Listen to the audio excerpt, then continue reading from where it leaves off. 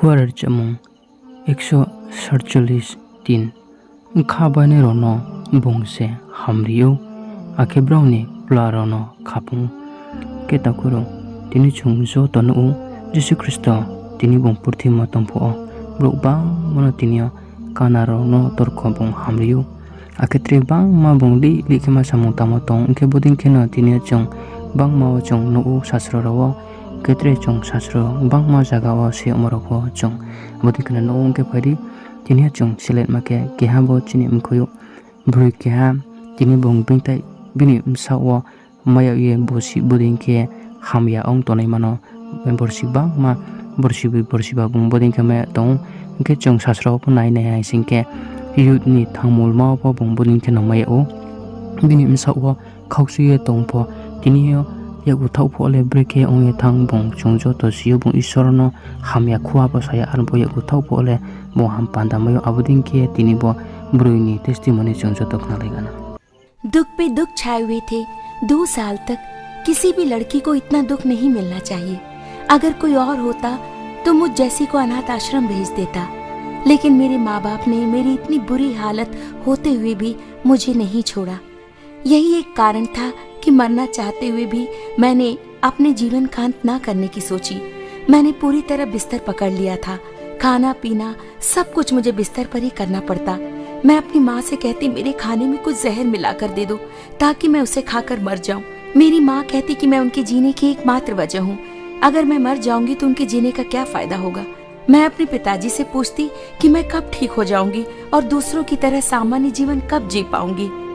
क्या मैं जीवन भर ऐसी ही रहूंगी? मेरे पिताजी मुझे सांत्वना देते और धीरज धरने को कहते।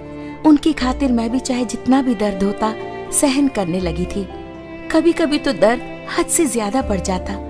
मैं उन पर चिल्लाती और अपनी माँ को बुरा भला भी कहती, लेकिन इन सब के बाद भी उन्हें मुझसे इतना ही प्यार था और वही मुझे जीने की आशा देता।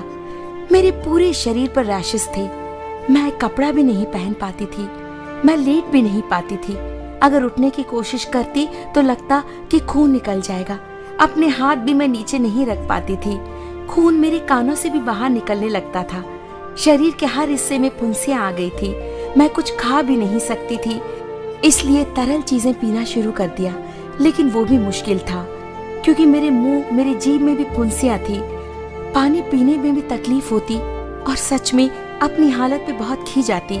अपने इस पृथ्वी पर होने पर भी मेरे मन में प्रश्न उठते और सोचती मैं बहुत अभागन हूँ। मेरे माता पिताजी डॉक्टर के पास ले जाते तो डॉक्टर मुझे छूने में भी कतराते।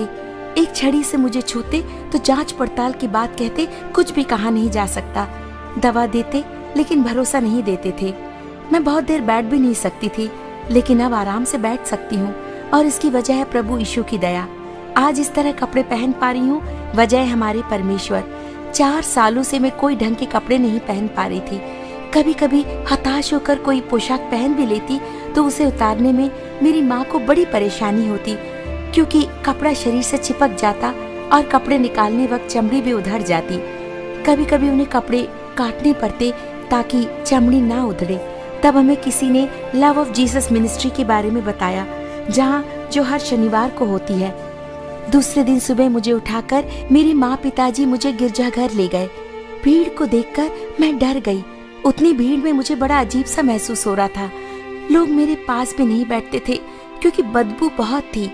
मैंने अपने पिताजी से कहा कि मुझे वहां से ले जाएं, लेकिन उसी समय अंकल जवाहर सैमुअल जी का प्रचार सुना। कह रहे थे कि थोड़ी ही देर में हम प्रभु की आत्मा और उसका रक्त अपने में उतरते पाएंगे और हमें रोटी भी प्राप्त होगी। उस समय मुझे चमत्कारी आत्मा मुझ में प्रवेश कर रही है ऐसा लगा। उनकी बातें सुनकर मैंने अपने पिताजी के कंधों पर सर रखा और अंकल का प्रचार सुनने लगी। सभा की समाप्ति के बाद मेरे माँ पिताजी अंकल सैमुअल जी के पास गए और अपने दुखों के बारे में उन्हें बताया। मैं चल भी नहीं सकती थी, चुपचाप कुर्सी पर बैठी थी। अंकल मेरे पास आए। मैं झिझक रही थी। उन्होंने अपने हाथ मुझ पर रखे और मेरे लिए प्रार्थना की। मेरा शरीर इतनी सड़ी हुई हालत में था कि कोई डॉक्टर उसे नहीं छूता। शरीर से बदबू आती, बहुत बुरी बदबू आती।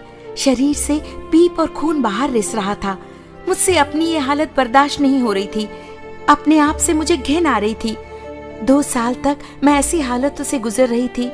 अंकल सैमुअल जरा सा भी नहीं झिझके, ये भी नहीं सोचा कि ये रोग कहीं उन्हें न लग जाए। उन्होंने परमेश्वर से प्रार्थना की और आशीष का तेल मेरे पूरे शरीर पर सिर से पांव तक मला।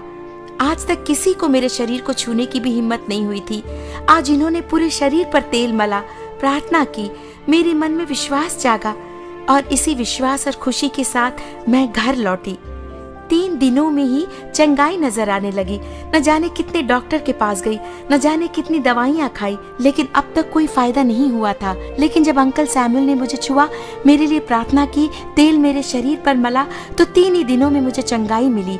ये एक चमत्कार था। धीरे धीरे फुंसियाँ कम होने लगी, सारी खुरदुरी चमड़ी निकल गई, नवजात शिशु की चमड़ी मेरे शरीर पर आ गई। पिछले 2 सालों से मैंने आईना नहीं देखा था। चंगाई के बाद मैंने खुद को आईने में देखा। मेरी खुशी की सीमा नहीं थी। मैं बिस्तर पर खुशी के मारे इधर उधर लौटने लगी और प्रभु को धन्यवाद कहा। इतनी खुशी और शांति मुझे अब तक नहीं मिली थी। मैं खूब पढ़ूंगी और प्रभु की सेवकाई करूंगी। मैं कभी नहीं भुला पाऊंगी प्रभु के